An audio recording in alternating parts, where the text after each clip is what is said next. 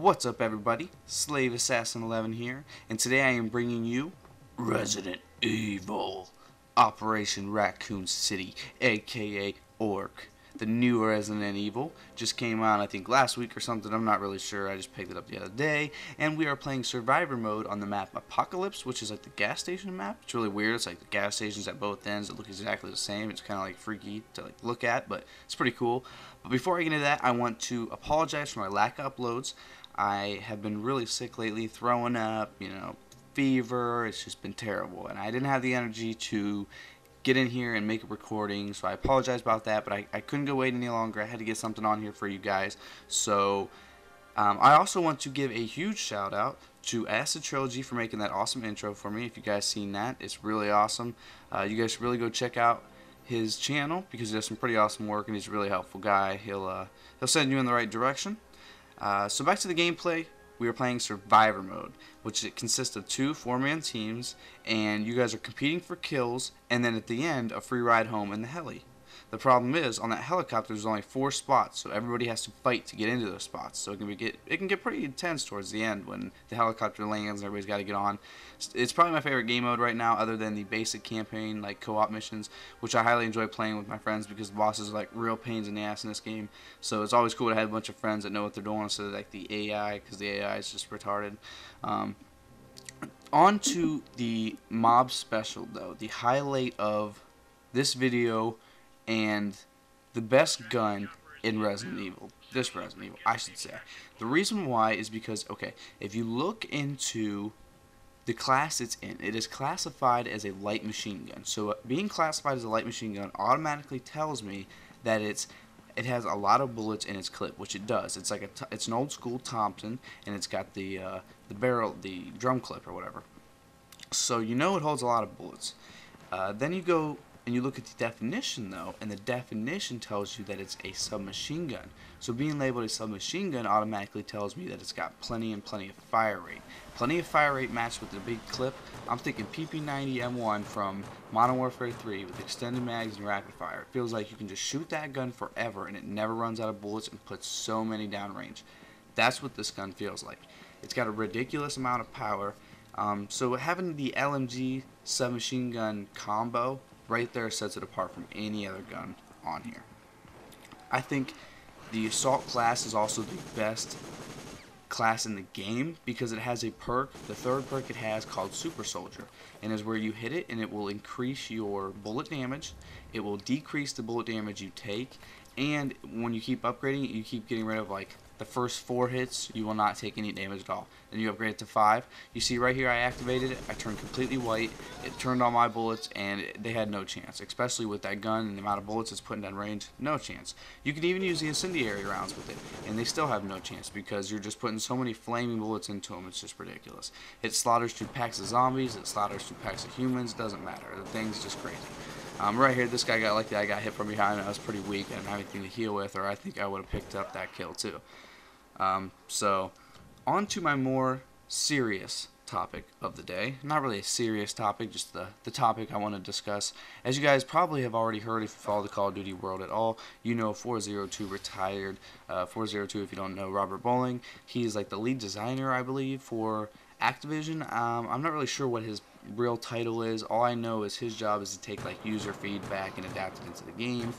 Well, apparently to a lot of people, he didn't do a very good job letting things come into the game, such as lag compensation, and people blamed him for that. And then it goes down to the big rumor where he knew over half the population of COD players didn't want Final Stand. And not only did he give us Final Stand, but he gave us Final Stand and Dead Man's Hand, which is Final Stand on steroids, where you can just blow up a C4.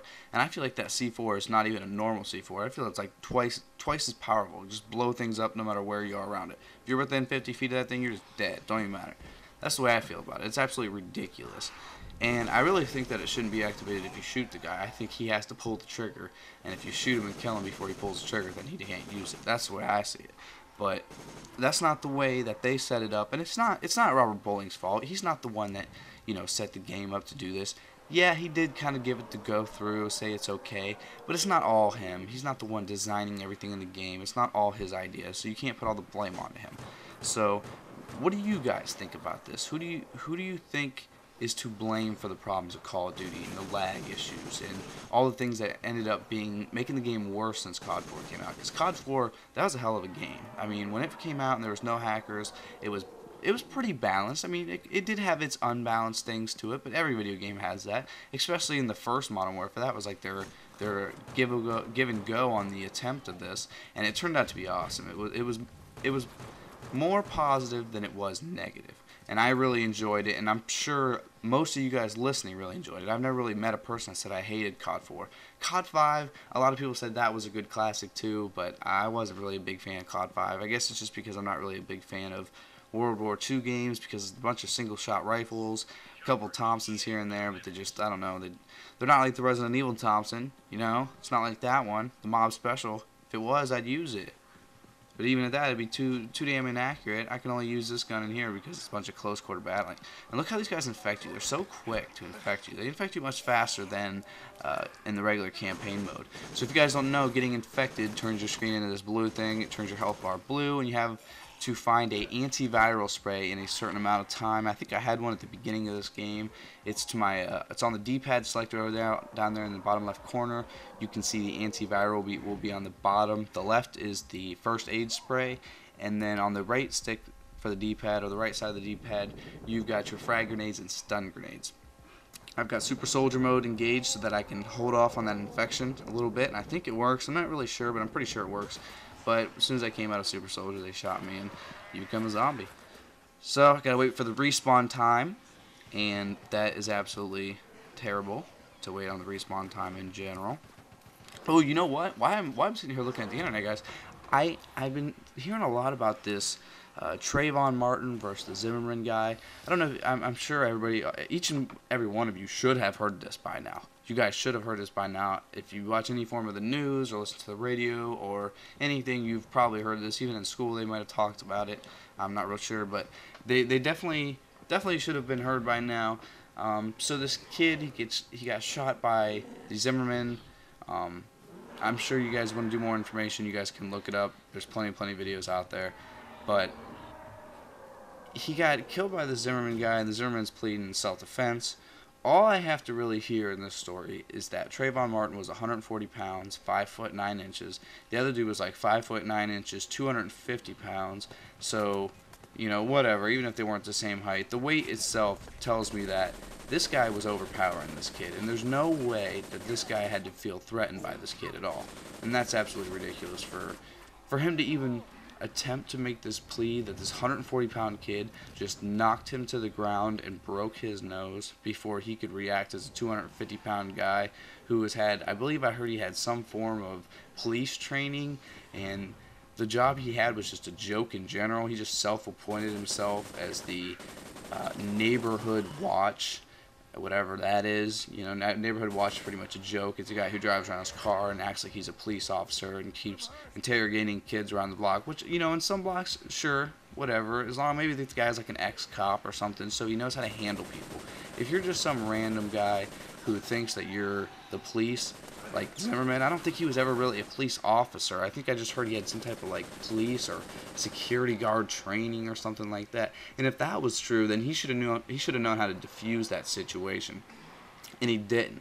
He didn't defuse the situation. He kept following around Trayvon and kept antagonizing the kid and making the situation worse. And apologize for the scratchy voice there. That's the sickness coming out of me.